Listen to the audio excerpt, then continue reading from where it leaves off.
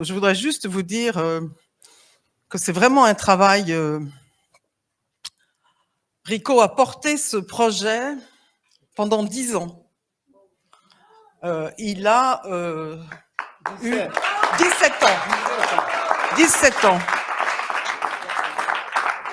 Et à chaque fois qu'on se rencontrait, je lui demandais Rico, where is your project? Rico, where is your project? And he told me it's so difficult, it's so hard. I need financial support, but it's very difficult to get some financial support. And as a Frantz Fanon Foundation, we try to help him the best we can. But now you succeed, yeah. And thank you for that. Thank you. Merci. Yeah. You have the floor for session. Merci. Je vais lire, si possible. OK.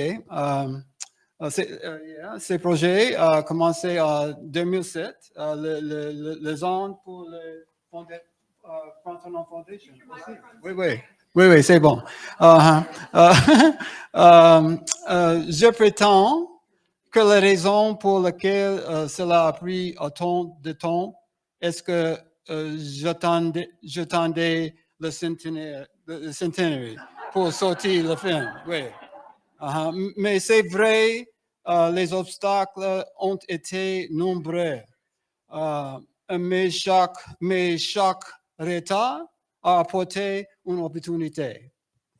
Si nous avions sorti le film plus tôt, très avant George Floyd, avant l'attaque sur le Capitole, ce serait un autre film. C'est un autre film, n'est-ce pas? L'erreur, that means the horror, l'erreur, c'est tragédie de plus en plus flagrant, rend les idées de Fanon plus urgentes, plus pertinentes. C'est vrai. Je voudrais remercier ceux qui ont rendu ces projets possibles. Monsieur Ron Ashford, ici, les exécutifs, les producteurs exécutifs,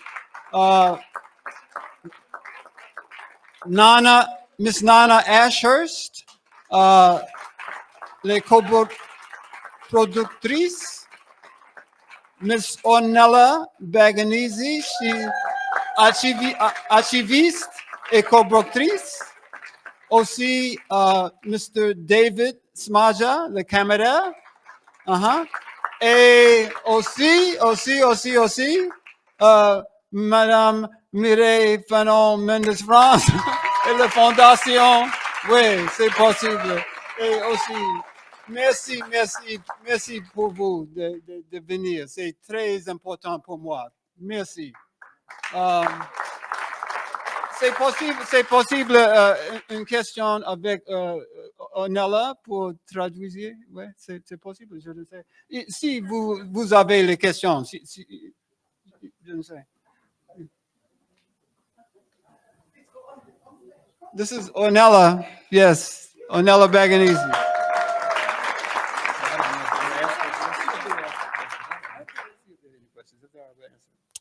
S'il y a quelqu'un qui a une question pour Rico, bienvenue. Attends, peut-être qu'on va passer à un autre micro. Okay. Il y avait un micro sans fil, non? Ah, voilà. Yes, she's bringing the mic. Okay.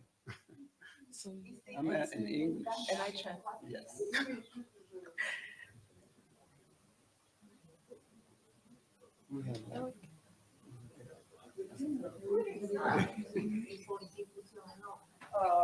The one question is about the distribution. How the distribution will be done here in France, for example, or in Europe? Yes. Yes. It will be. No, in Martinique it will be next July. This July, it will be. Okay, so distribution. Le 16 July aussi 19 Ok. July. Dites-le au réseau. Du 16 au 19 juillet, ce sera transmis à la Martinique, dans la ville du François, où il y a en fait la conférence annuelle de l'Association caribéenne de philosophie. Ah, pardon. Le film sera projeté du 16 au 19 juillet dans la ville du François, en Martinique, où il y a la conférence annuelle de la Caribbean Philosophy Association, à laquelle participe la Fondation Frantz Fanon. On a 2 panels aussi pendant cette conférence. Donc, dites-le à vos réseaux, à tous vos amis qui sont là-bas. Non, il y avait une question. Okay, I have 2 small questions. The first one is about... Maybe French for the people. Ah oui, pardon. Donc j'ai 2 questions, je vais les dire en français et en anglais, pas de souci. Donc la première, c'est comment vous espérez que ce film résonne auprès de la jeunesse? Et deuxièmement, c'est il y a quand même pas mal de scènes qui sont assez graphiques, très fortes.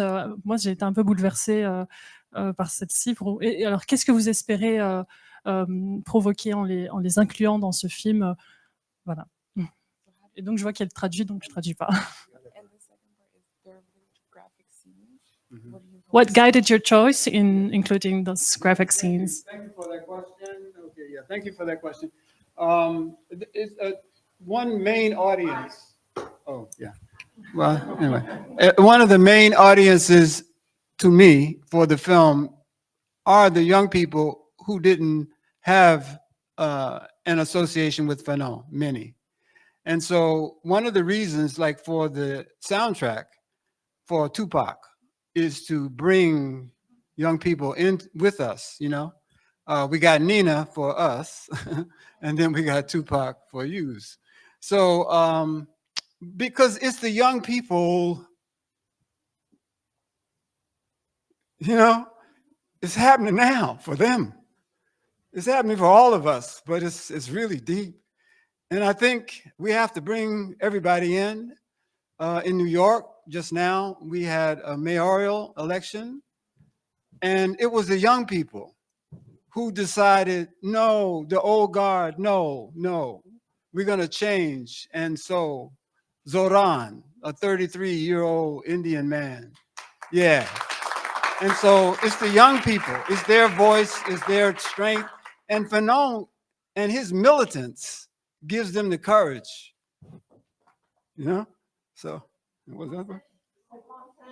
OK. I'm sorry. Donc, la question, c'était comment est-ce que le film peut résonner avec les enfants? Et Rico a répondu qu'au fait, les enfants, c'était une audience primaire pour ce film.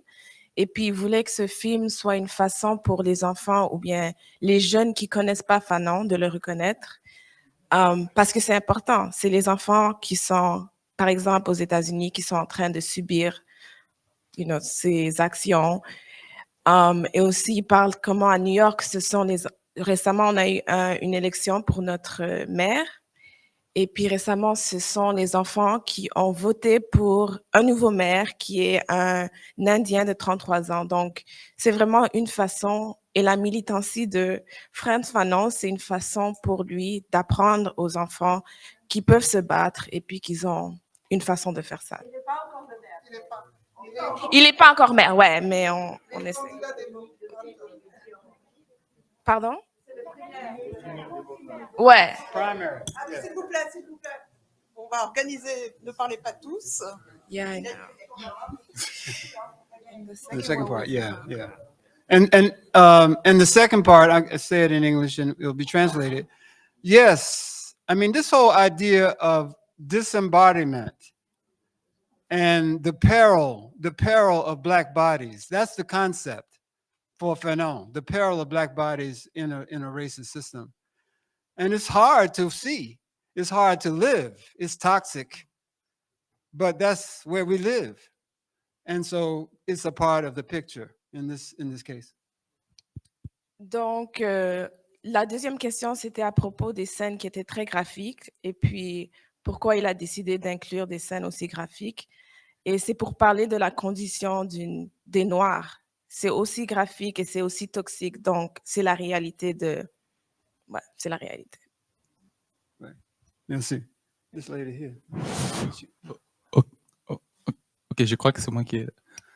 merci beaucoup encore une fois pour votre documentaire. Ma question, c'était de savoir parce que dans l'œuvre de Fanon, ce qui est vraiment central, c'est son approche internationaliste et ce qu'il a fait quand il a, en devenant ambassadeur du gouvernement provisoire d'Algérie et tout ce qu'il a fait en rapport en soutenant d'autres mouvements de libération, en Afrique, comme par exemple son amitié avec Lumumba, etc. Mais je voulais savoir si est-ce que lorsque vous faisiez les documentaires, parce que ce n'est pas aussi mentionné dans les documentaires, je ne sais pas quelle était la décision derrière ça et dans quelle mesure est-ce que cette vision-là, ou le fait de ne pas mentionner, je veux juste connaître un peu quelle est la raison de ne pas avoir mentionné ça c'est quelque chose qui est très central à Frantz Fanon et surtout quand on essaie de donner une vision aux jeunes, comment est-ce que cette omission, donc un peu l'effet de cette omission-là, de cet aspect-là internationaliste et panafricain de Frantz Fanon.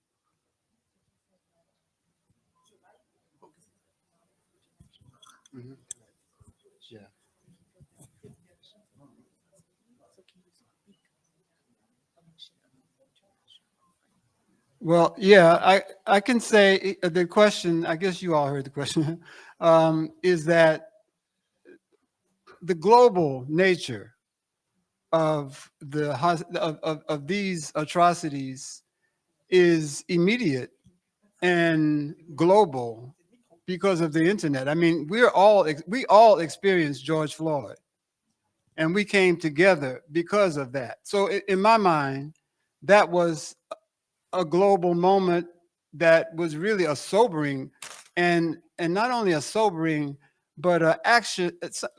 Fanon says be actional, and globally people became actional at that moment. It passed, but we did.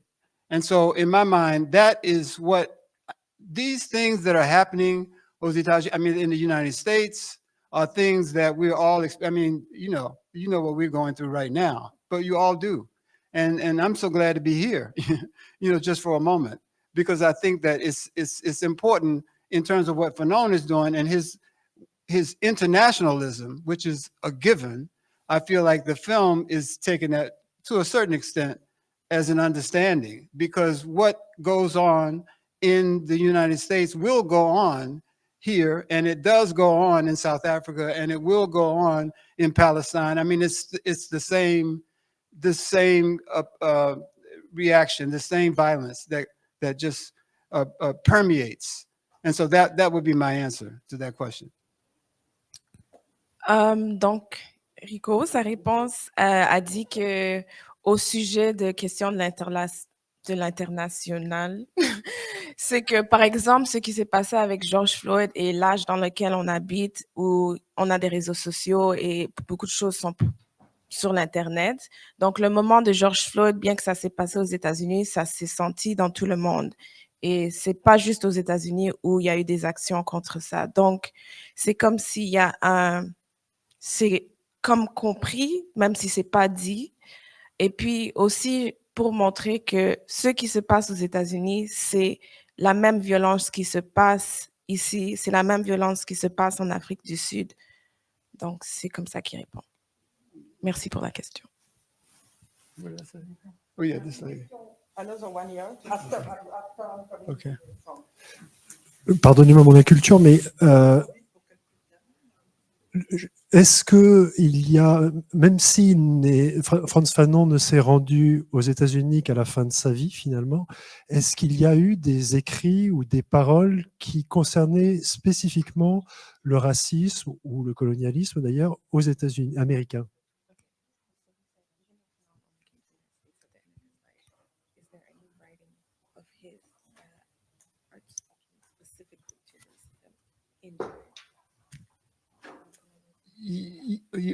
Well, yes. I mean, his writings in, was it Toward? Where is Maldonado? Yes, there are writings that do speak to the egregious nature of racism in the United States. They're in essays, and they were collected in Towards an African, Murray? Towards an African, what's the name of the book? Towards an African, the name of Fanon's book, collection of essays. Anyway, I can let you know. Yeah. Oh, no, it's a sociology of African revolution, no? Where's Maldonado? He's not here. Révolution africaine. Yes, that's it. Who said that? Yeah. Yeah, thank you, whoever. Yeah, there we go. Yes, thank you. Yes, that, I hope you heard. Yeah. Donc, il a dit, oui, il y a des écrits que Fanon a écrits spécifiques au sujet du racisme aux États-Unis. Par exemple, Towards an African Revolution. Towards an African Revolution. Okay, I think we have time. Oh yeah, this lady. Je suis encore sous le coup de l'émotion. I'm still under a very emotional blow when I watched your documentary. Thank you very much. This year, 2 visual documents. There was the film, Fanon, and your documentary. And really, I don't want to oppose, of course. They are complementary, I would say, but your documentary is exceptional in terms of looking for the archives. Really, I mean, we could see images of Fanon that we have never seen before. You know, we are used to always seeing the same picture. And here we can see Fanon in action, in movement. Wonderful work you did. Thank you so much. I cried, you know, because I'm from Martinique.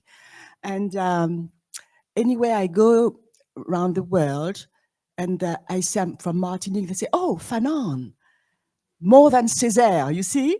Fanon. And people are just so respectful of the name. So thank you so much. And also, should I say it in French or is it okay? Yeah. Ça va? Please, you know, there's a woman, her name is Mireille. I haven't known her for long, but she's so discreet. What I would love us to do is to stand up and give her a standing ovation, yes. Because, you know, yes, Mireille, yes, Mireille, yes, Mireille.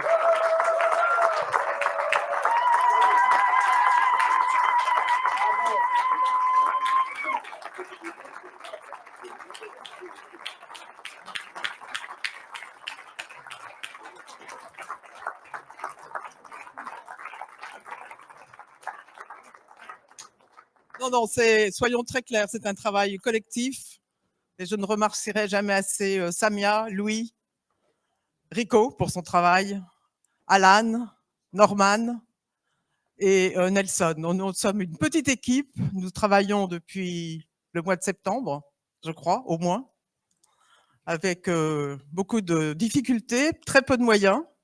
Donc surtout, n'hésitez pas, il y a un QR code pour des dons. La Fondation a besoin de dons. Nous ne recevons aucune subvention publique, aucune. Donc c'est sur les adhésions et les dons. Donc s'il vous plaît, participez pour que notre travail puisse continuer.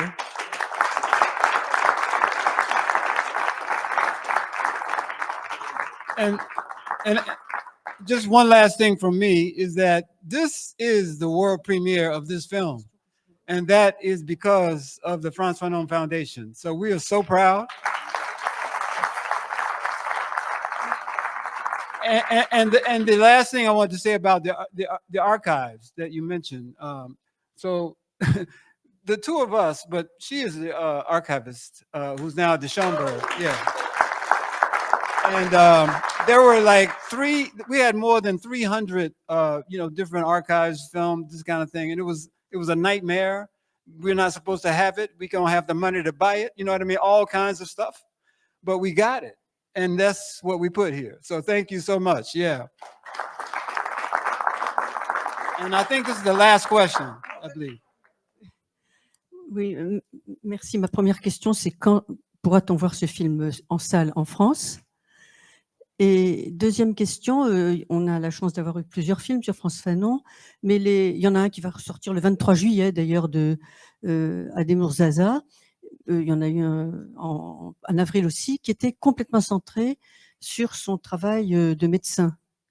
Et cet aspect-là de son combat, enfin de sa mission, n'est pas du tout abordé dans votre film. Donc je vous demande si c'est intentionnel, alors que c'est un vrai gisement de réflexion politique un peu nouvelle, puisque il a constamment dit que tout le monde était les mêmes, les malades étaient aussi malades que les médecins et pas plus. Donc je voulais vous demander si c'était un petit peu délibéré de ne pas avoir abordé cette question qui était essentielle. Ces enfants, d'ailleurs, ils ont dû voir à quel point ils travaillaient tout le temps. Ils travaillaient tout le temps à l'hôpital, quand même. Pardon, vous avez dit sur son travail sur quoi? Son travail médical sur la sociothérapie, la psychothérapie institutionnelle, son travail de médecin psychiatre absolument révolutionnaire.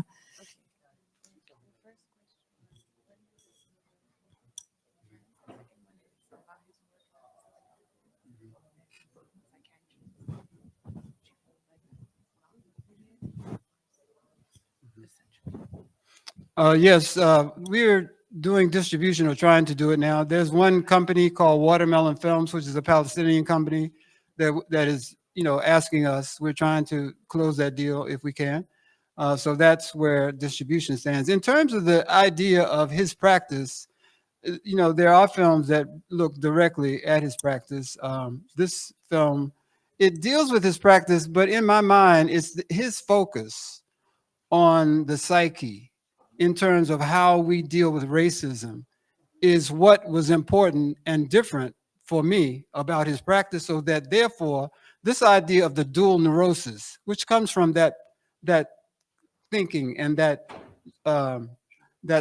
field of study, is that it gives us a way forward, at least for me.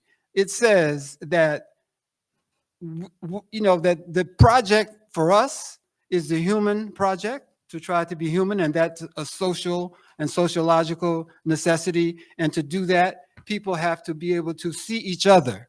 They have to see each other. It's not a difference if the way that you miss seeing each other is because you're coming from superiority, and so therefore you can't see somebody eye to eye, or if you're coming from inferiority and you can't see somebody eye to eye. So therefore, that analysis of racism was really just liberating for me, because therefore I don't have to worry about some white people who are basically in their world looking down and thinking that they're okay. No. Race is a problem pour tous. And so therefore everybody's got to deal with it. And so let them, get themselves together. That's what what's her name? Toni Morrison is saying. Yes. So to me, that sort of deals with it. It's not the way you mean in terms of clinical, but we do talk about, his influence, Tusquelli's and that kind of thing. So, yeah. Au sujet de distribution, en ce moment, ils sont en collaboration avec Watermelon Film, Yes.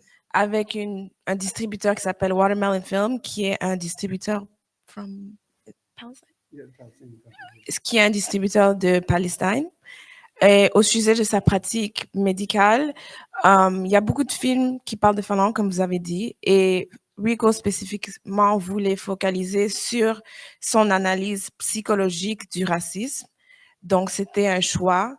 Et aussi, pour lui, il pense que le message qu'il voulait montrer, c'est comment Fanon pense de l'humanité et la nécessité de notre humanité, et comment le racisme, ça affecte pas juste des Noirs ou bien les gens qui sont inférieurs, mais aussi les Blancs qui se pensent supérieurs. Donc, c'est cette idée du double, neurosiste double.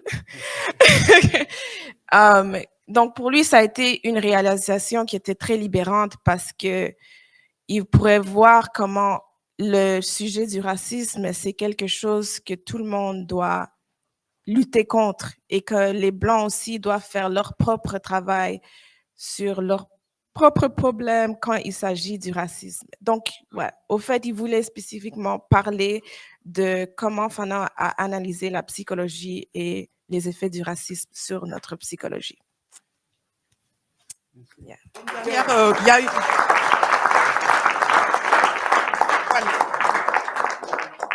La dernière question. Merci.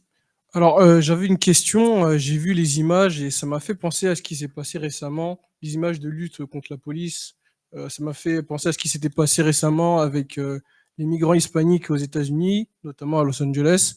Et j'ai remarqué que parallèlement à ça, on voit aussi beaucoup d'Afro-Américains qui se mettent du côté de l'Empire américain, de l'oppresseur, etc., avec une rhétorique anti-migrant. Je voulais savoir dans quelle manière et dans quelle mesure la pensée de Frantz Fanon pouvait nous expliquer ce phénomène. On constate que d'un côté, on a un racisme anti-hispanique qui est de plus en plus fort, et de l'autre côté, des Afro-Américains qui accueillent ce discours raciste, xénophobe, et qui se donnent dans une rhétorique anti-migrant. Je voulais savoir si l'analyse de Frantz Fanon pouvait nous expliquer pourquoi ce genre de phénomène augmente, en fait. Okay, so he's speaking of how the protests were like Hispanic immigrants. And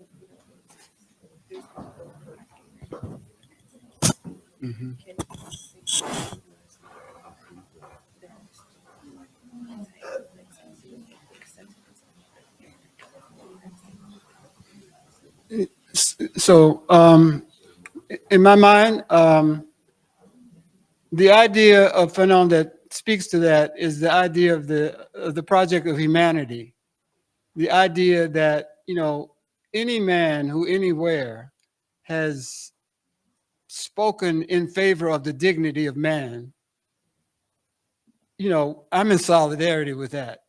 And Fanon, to me, is saying the same thing. So I think that what's happening in Los Angeles now, and this excess, and also it really kind of spells out what Fanon is saying about the inherent violence of all of these interactions excessively. And so therefore you have no choice. We have no choice but to participate in that way, because the violence is a part of the whole process. It's interwoven. And so therefore, yes, 3 people come out in the middle, 20 people, 100 people come out in the middle of, a 500 square mile area in LA, and we bring in the Marines.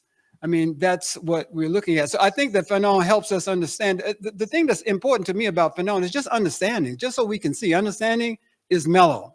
I just need to be able to see what's going on, see the intrinsic violence that he's talking about. And then I can understand that this project of humanity connects me, so that xenophobia, which is, the antithesis of that same humanity, would be impossible, because that's not where we're trying to go. We're trying to redefine. We need to we really need a new vision. We don't even have a prototype yet of what is this society that we need to live in, but we're gonna have to make it. And that's what Fanon is saying. Yeah. But the question specifically was, can you explain why some African Americans are xenophobic or maybe? Yeah, well, it's different in the film, but I try to speak to why some African Americans and some Latino, like they say 30% of all Latinos in the US voted for Trump, okay, in the last election. And they say 11% of all African Americans voted for Trump in the last election. And I think, again, it's how, this thing about this system that promises that you too can be, like rich. And so that basically people buy into that. They believe the American dream is seductive. People really buy it. And Latinos buy it, and African Americans buy it, and that kind of thing. And so therefore, we need something to remind us of what what's real. And I think Fanon is that for me. That's what I'm thinking about. I hope that answers. It's not exactly, but thank you for the question. Okay. Donc, sorry. What did you begin saying again? Okay. Les idées de Fanon, pour Rico et pour moi aussi, nous aident à comprendre le moment actuel, nous aident à comprendre la violence qui se passe à Los Angeles, nous aident à comprendre la xénophobie. Et puis, il pense aussi que Fanon nous demande vraiment de penser à créer une nouvelle vision, mais le truc, c'est qu'on n'a même pas cette vision d'une nouvelle société. On doit essayer de construire cette nouvelle société pour. Et sur le sujet spécifiquement de soit les Afro-Américains, qu'eux aussi ils ont des sentiments anti-immigrants ou bien xénophobes, aux États-Unis, il y a comme cette promesse que toi aussi, tu peux devenir riche, une promesse d'un rêve américain qui est très séduisant. Donc, c'est une façon aussi que nous tous, on est séduits dans un système qui nous met contre each other et puis un système qui est violent. Merci.